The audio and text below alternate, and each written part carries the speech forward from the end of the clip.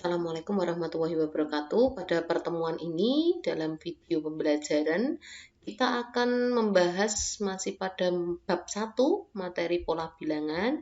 Di sini kita akan membahas bagian 2, pola bilangan pada segitiga Pascal. Matematika SMP kelas 8 semester ganjil.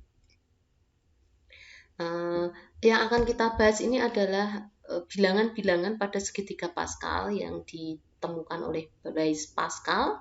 Beliau hidup pada tahun 1623 sampai dengan 1662 ya. Jauh di masa lalu. Ya, segitiga Pascal. Apa itu segitiga Pascal? Nah, di sini segitiga Pascal itu jumlah bilangan pada setiap barisnya adalah sebagai berikut ya. 1. Ini disebut baris pertama ya. Maka jumlahnya ya 1 ya, 1 saja. Karena baris paling atas ini, baris pertama adalah 1. Kemudian baris kedua, ya ini ada angka 1, 1 ya, mengapit angka 1 yang di atasnya. Ini disebut baris kedua. Jumlahnya berarti 1 ditambah 1 ya. Nah, ini dari kedua baris ini, baris pertama dan kedua ini membentuk segitiga. Nah, ini namanya segitiga Pascal ya, bentuk segitiga yang dibentuk oleh bilangan-bilangan dengan aturan tertentu. Nah, di sini jumlahnya berarti 1 ditambah 1 sama dengan 2. Kemudian kita buat lagi yang baris ketiga. Nah, 1, kemudian di paling pinggir juga 1, karena ini membentuk segitiga terus ya. Kemudian bagaimana dengan digit yang di tengah ini? Yang di tengah ini dibentuk dari angka 1 ditambah 1. Jadi penjumlahan yang atasnya ini 1 ditambah 1 sama dengan berapa? 2. Nah, ini adalah 1, 2, 1. Ini adalah baris ketiga. Nah, kalau dilihat jumlahnya berarti kita jumlah ya. Di sini segitiga juga masih bentuknya segitiga. Dengan baris ketiga akan berbentuk segitiga. Jumlahnya 1 tambah 2 tambah 1 sama dengan 4.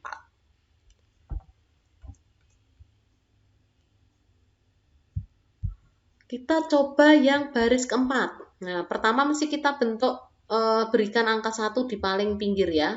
Namun semuanya harus membentuk segitiga.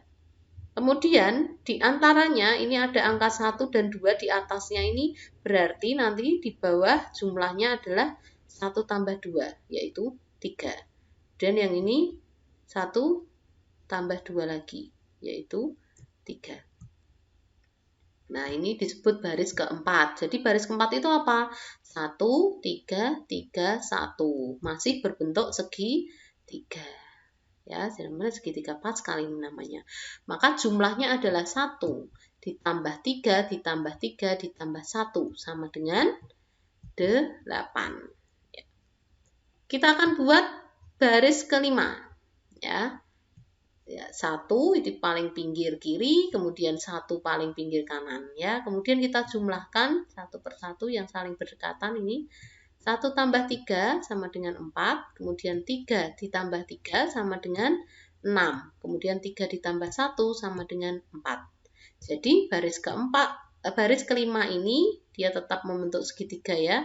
Itu angkanya 1, 4, 6, 4, 1. Jadi baris kelima pada segitiga Pascal itu 1, 4, 6, 4, 1. Kalau dilihat jumlahnya berarti 1 tambah 4 tambah 6 tambah 4 tambah 1 sama dengan 16.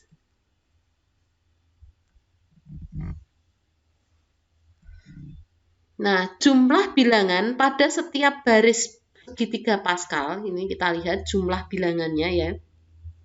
Ini 1, ini 2, ini 4, ini 8, ini 16. Berarti 1, 2, 4, 8, 16.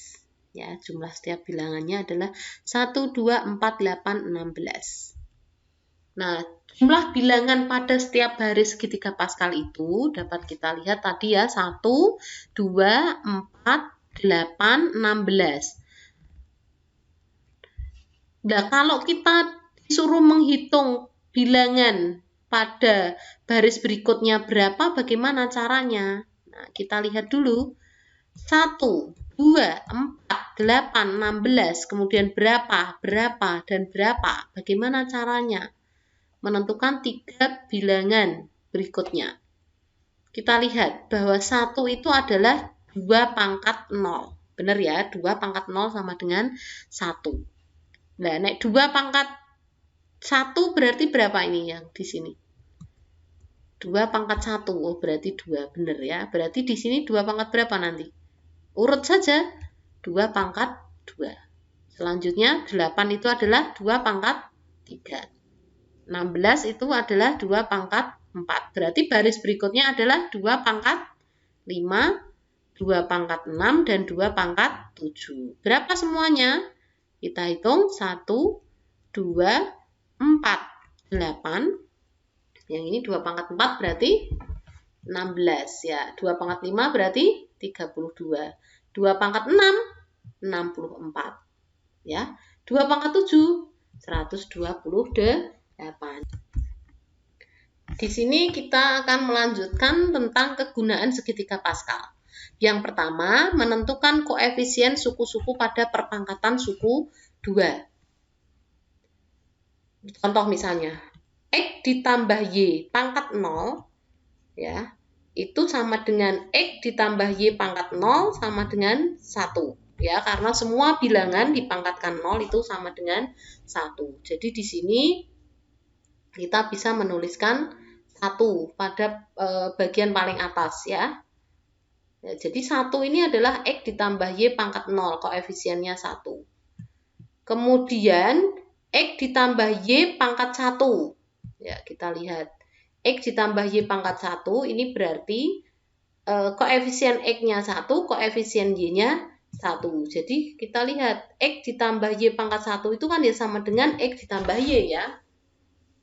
Nah, sehingga ini X ditambah Y itu artinya sama saja X 1X ditambah 1Y. Ya, 1X ditambah 1Y. Jadi ini adalah 1 dan 1. Nah, jadi ini 1X ditambah 1Y. Jadi X ditambah Y pangkat 1 itu sama dengan 1X ditambah 1Y. Nah, sekarang kita lihat pada baris ketiga itu adalah X ditambah Y kuadrat. Nah, untuk barisan pada segitiga Pascalnya 1, 2, 1. Sekarang kita hitung. X ditambah Y kuadrat itu kan sama dengan X ditambah Y kali X ditambah Y.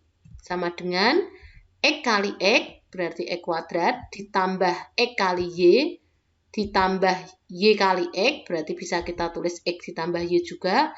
Kemudian yang terakhir adalah ditambah Y kali Y atau Y kuadrat ya. Jadi yang suku tengah ini, 2 suku tengah bisa digabung. Berarti jadinya X kuadrat ditambah 2XY ditambah Y kuadrat. Nah, kalau kita tulis ternyata koefisien dari X kuadrat ini kan 1. Ya, merah ini 1. Koefisien dari Y kuadrat juga 1. Kalau dilihat ini sama dengan bilangan-bilangan pada baris ketiga segitiga Pascal, yaitu 1X kuadrat ditambah 2XY ditambah 1Y kuadrat. Tuh, ya. Jadi koefisien pada perpangkatan suku 2X ditambah Y kuadrat itu sama dengan koefisien atau bilangan pada segitiga Pascal baris ketiga. Sekarang kita lanjutkan untuk yang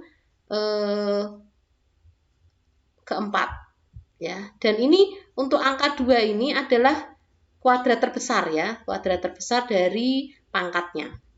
Sekarang kita lihat dari koefisien dari X tambah Y pangkat 3. Berarti 1, 3, 3, 1 ya.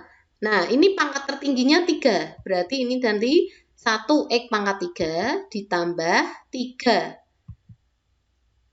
3 apa ini? X kuadrat Y ditambah X Y kuadrat ditambah 1Y pangkat 3. Jadi pangkat tertingginya itu 3. Ya, ini 3.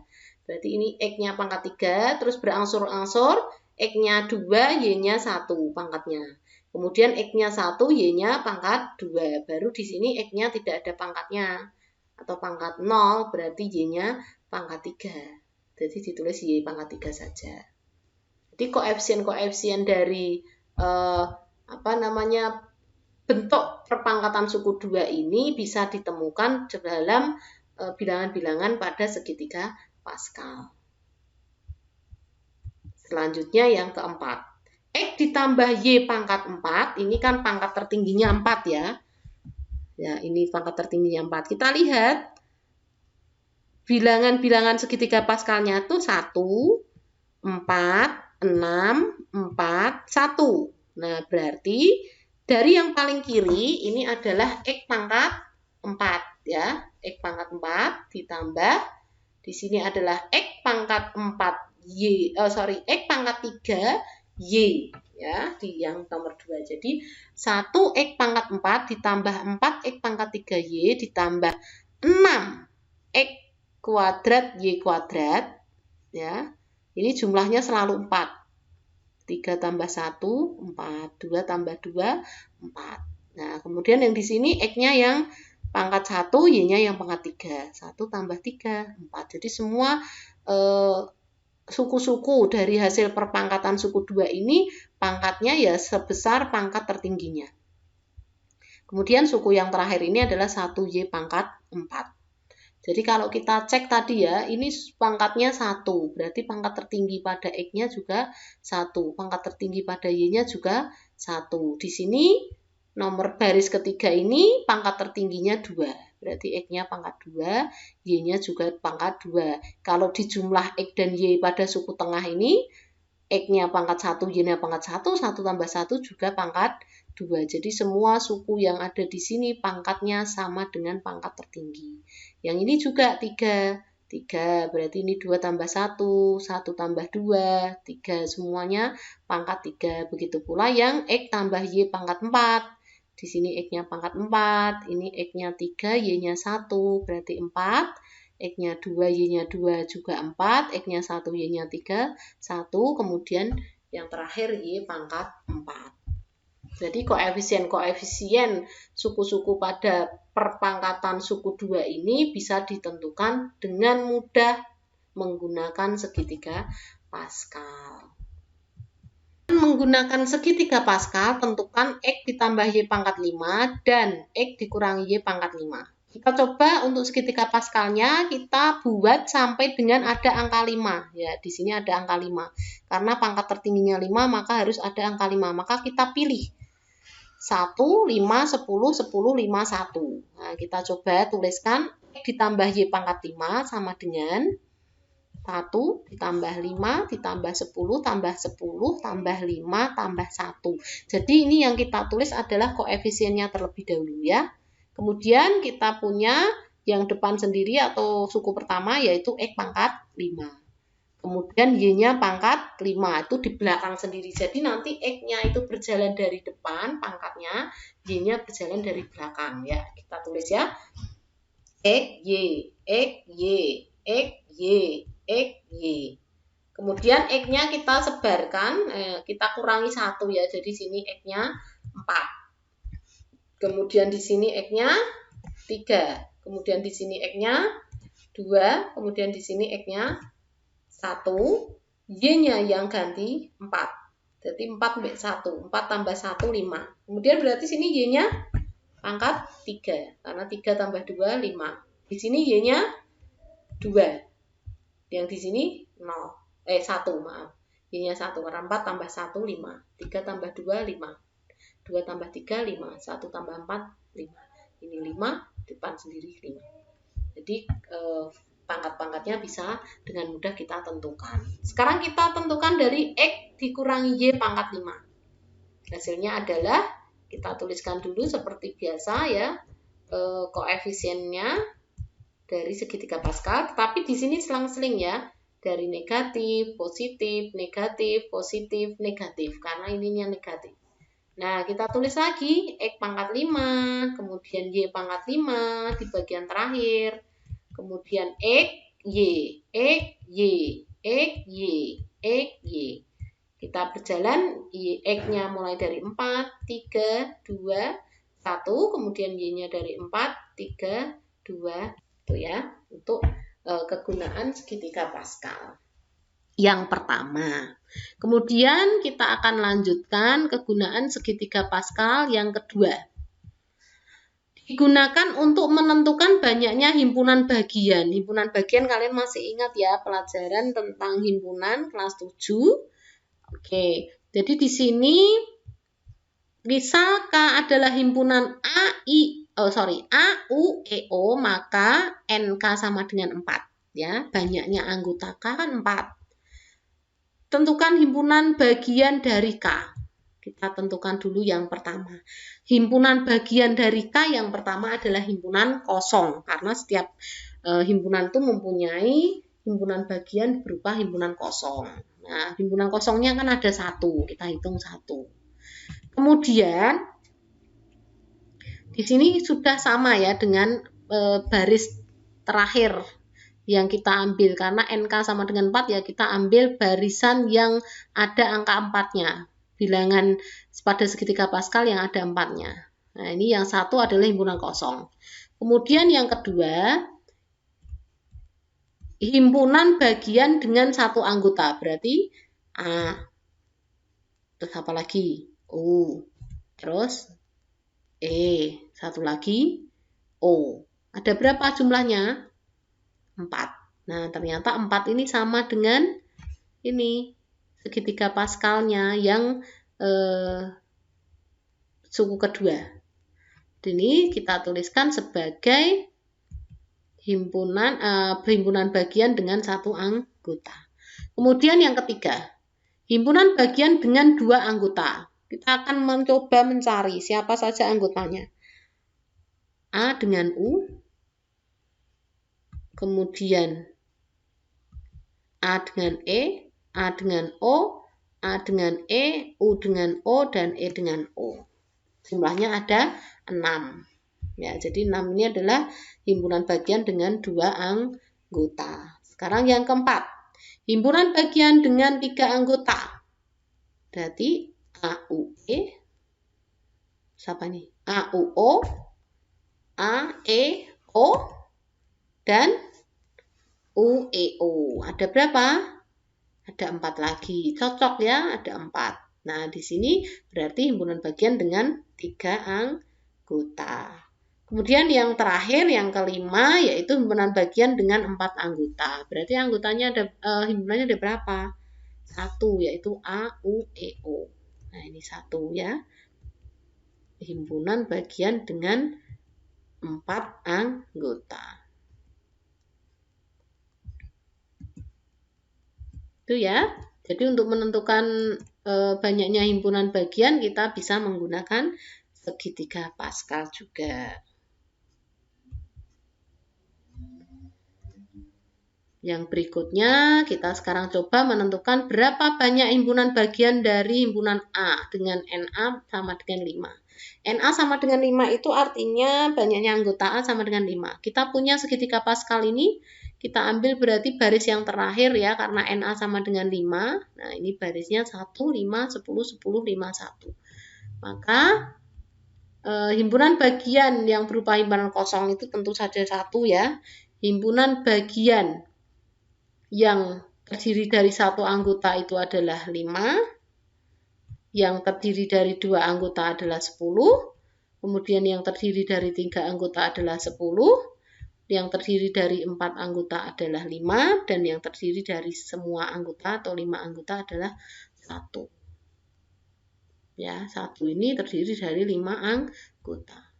Nah, jadi himpunan bagian dari A yaitu 1 himpunan kosong ada 1, yang kedua himpunan bagian dengan 5 anggota himpunan bagian dengan 1 anggota ada 5, kemudian himpunan bagian dengan 2 anggota ada 10, himpunan bagian dengan 3 anggota ada 10, himpunan bagian dengan anggota ada 5 dan himpunan bagian dengan anggota 5 ada 1. Jadi dengan menggunakan segitiga Pascal, kita akan dengan mudah menentukan banyaknya seluruh himpunan bagian dari sebuah himpunan. Di sini kalau kita hitung banyaknya himpunan bagian dari A seluruhnya adalah 1 ditambah 5 ditambah 10 ditambah 10 ditambah 5 ditambah 1. Jadi sama dengan 32.